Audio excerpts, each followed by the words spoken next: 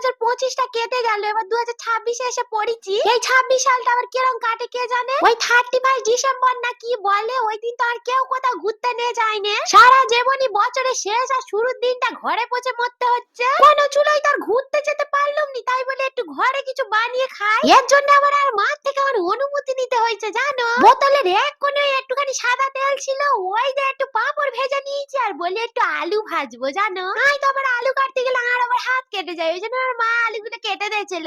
এদিকে আলু ভাজতে গিয়ে আমি ওর 5 ফোটন আর একটু শুকনো লঙ্কা ফোড়নে দিয়েছিলুম, সে আবার চুঙি ফেলিছি। আলু ভাজাটা চাপা দেয় আর কোথায় গেছিলাম কে জানে, তৎক্ষণে আবার সেদ্ধ হয়ে জাব হয়ে গেছে। শেষে একটু পেঁয়াজ দিয়ে বলি যা হয়েছে হয়েছে, ও খেয়ে নেবো।